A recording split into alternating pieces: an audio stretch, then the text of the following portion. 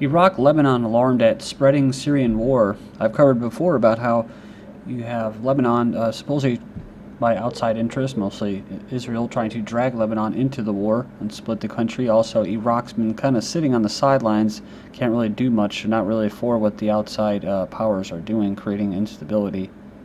You know, where you have Turkey completely, like in Jordan, completely all for the Western agenda of regime change inside Syria, whereas Iraq, they're doing some things that are helping the Assad regime, but very little. You know, it says here, neighboring Iraq warned that Syria's civil war is tearing the Middle East apart, and Lebanon's president urges country and their Hezbollah movement on Thursday to pull its fighters out of the conflict. That's right. Lebanese president urges Hezbollah to leave Syria in an interview. He says he is going into Golan Heights because it exposes Lebanon to the Israeli enemy. If they take part in a battle for Aleppo and more Hezbollah fighters are killed, it will lead to more tension, he said. Lebanese army chief says army to strike with iron fist. He stressed on Friday that the military will not tolerate any security violations and will confront any destabilization attempts against the country. Said the army will fully carry out its duties to take the country to safety. So it's kind of a weird way of wording it, but CIA training Syria rebels says a report. I already covered this in the last report. LA Times says secret work started last year. So it says here that they've actually been working with special forces as well, but the CIA, so they're arming them and they're also training them, which is interesting. You have this individual, American, who allegedly fought with Al-Qaeda affiliate in Syria, indicted. This Eric Hruan, whatever, ex-U.S. soldier, fought alongside Al-Qaeda. Was he training and arming the rebels or the terrorists?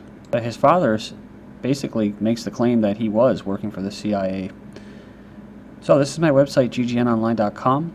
And there's a poll up there. The poll is closed, but the results were, what is your take on the recent NSA scandal?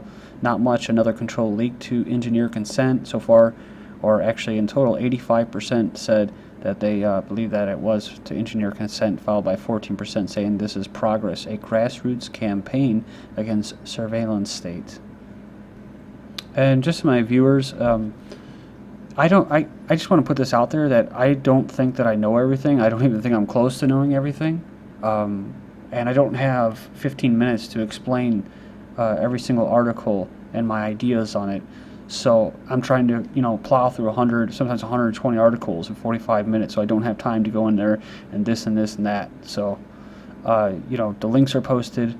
Go in there and check it out. And, I'm learning all the time. I'm learning. My views are always changing, evolving as I'm coming across more information. So speaking of grassroots, Russia, I talked about it being basically controlled by the same powers that control the United States, and then other people say, well, they're mostly the fraudulent thieves that are in there, not so much politics and government and economy, and they're probably right. Like I said, I don't know everything about Russia. But for me personally, I really doubt that there's anything that's grassroots in this engineered society. I highly doubt it, that most things that you actually see taking place, such as a big, huge country like Russia, is actually going to be, just grassroots people.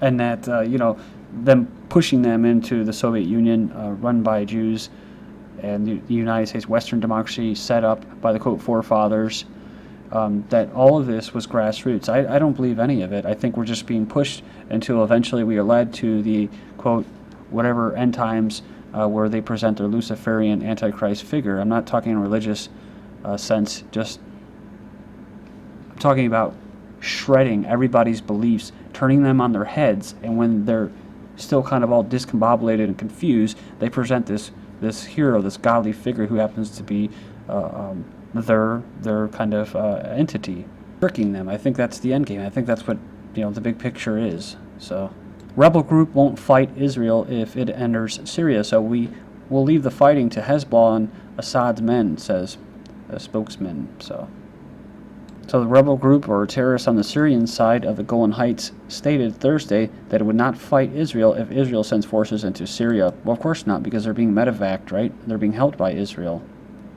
Now the Philippines are warning that it may pull peacekeepers out of Golan. Remember, these same rebels have been kidnapping these UN peacekeepers. No one said a damn thing about it, or was crying out that something must be done. Austria just pulled out their UN peacekeepers as well.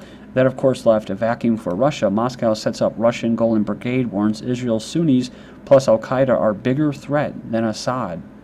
So they wanted to set up and replace the Austrians' UN peacekeepers with these Russian brigade. Of course, they said that they could not do that. Spetsnaz, Russian Spetsnaz 2, Special Operations Forces set for combat. The Russian armed forces are ready to roll out military units trained to perform combat missions both in Russia and abroad. I've actually trained here in the United States. I believe it was in Colorado, joint forces with the United States. 600 Russians, Europeans fight alongside militants in Syria, says Putin. We've already covered this, but at least 600 people originating from Russia and Europe are fighting on the side of the Syrian opposition, says Putin. Kind of a no-brainer, but he says here that the West sending weapons to the anti-Assad groups, saying that the arms may end up in the hands of the terrorists. If the U.S. recognizes one of the Syrian opposition organizations, al-Nusra, as terrorists, how can one deliver arms to those opposition members? Where will those weapons end up, and what role will they play? MOSSAD recruiting Algerian youth to fight Syrians. Israeli spy agency MOSSAD is recruiting Algerian young men to send them to Syria to help fight or help the other foreign-backed terrorists in the fight against the Syrian people and the government, says an Algerian newspaper. Leading Jewish supremacist confirms that Zionist interests served by chaos in Syria. So it's said here that they're closely allied with the Israeli government, or this individual who's saying this has confirmed that instability in Syria best serves the Zionist interest. So it says here that he wrote an op-ed piece in Israeli news service Ynet. Goes on, he says that Israel and the U.S.'s best strategy should be to help maintain the status quo where neither Assad nor the rebels are strong enough to defeat the other militarily. He goes in and talks about how Qasir, basically near Lebanon, has been closed down by the Assad government, and they had lots of losses on the side of the terrorists. He said that this has served as a rebel supply corridor from Lebanon as far as the weapons, so that's why it's a big game changer. And of course, Turkey was also funneling them in too, but of course they have their instability, which is why maybe they're coming, ramping up the exercises in Jordan, bringing Jordan back in the picture. Says if Assad wins, the U.S. will lose the remainder of its credibility and deterrence power in the Middle East. Iran will become stronger than ever. A weakened Assad will owe everything to Iran and become its puppet. As if there's some kind of difference between Israeli and American influence in a Zionist-occupied government of the United States. It says an Assad win over the terrorists will unravel decades of American influence in the Middle East and endanger Israel in the process. If they're killing each other, Western weapons for Syrian rebels will intensify war. The U.S. decision to arm the terrorists fighting the government troops has sparked feuds among the various rebel factions dominated by radical Islamist fighters. This is what RT contributor Ashvin Ratansi warns against the move. It says here, this is as internal schisms among the rebels deepen. So this is a long line with creating destabilization and sectarian war. New weapons supplied to militants in Syria. Says we've received quantities of new types of weapons, including some that we asked for and that we believe will change the course of the battle on the ground, so game-changing weapons. The Israeli president and British officials have voiced support for arming the militants. We already covered this. American who allegedly fought with Al-Qaeda affiliate in Syria indicted. New slaughter and execution crimes in Syria is the result of these, we were just talking about them, these Takfiri Fatwas. So a video showing terrorists from the so-called legitimate body of the Islamic State in Iraq and Lebanon brutally slaughtered a young Syrian boy and executing 2 women in the Aleppo countryside. The Al-Qaeda-linked terrorist group had previously committed similar murder shows in front of citizens who have been demanding it to end its crimes and leave their city. UNESCO puts Syrian historical sites on danger lists. UN Cultural Agency says 6 historical sites in Syria are in imminent danger because of the country's civil war and urging international support to protect them. U.S. scraping billions of dollars worth of military equipment in Afghanistan. So that's right. Facing a tight withdrawal deadline. Yeah, they were talking about deadlines, like 4 or 6 years ago. So, and tough terrain. The U.S. military has destroyed more than 170 million pounds worth of vehicles and other equipment as it rushes to wind down its role in Afghanistan war by the end of 2014. So, the government fulfills on its agreements and its promises, right? So Cryptagon says U.S. government borrowed money of China or from China and did what with it? Well, the cost to U.S. of Iraq and Afghan wars could hit $6 trillion. The wars in Iraq and Afghanistan could reach as high as $6 trillion or $75,000 for every American household. A new study from Harvard has said. I already covered this article, but I'm throwing it in there to try to tie it in to show you that this is how we get pushed from here and there as far as by the elites trying to create this global system. You know, I hear a lot of people saying, oh, you know, the Chinese government's completely sovereign, doesn't have any Zionists in there, you know, good for them, much like Russia. But I think it's just like everything else. You know, you bring one side down, you bring the other up. You know, this is a completely artificially lifted up country. Promised spoils of U.S. war in Iraq, it's oil. So go to China. The U.S. fought the war in Iraq, but China got its spoils, oil that is. China is funding Bush's Iraq war, that's right. So, you know, all this money, you know, $75,000 for every household is going to pay so China can basically win, right? So they can actually be the benefiters.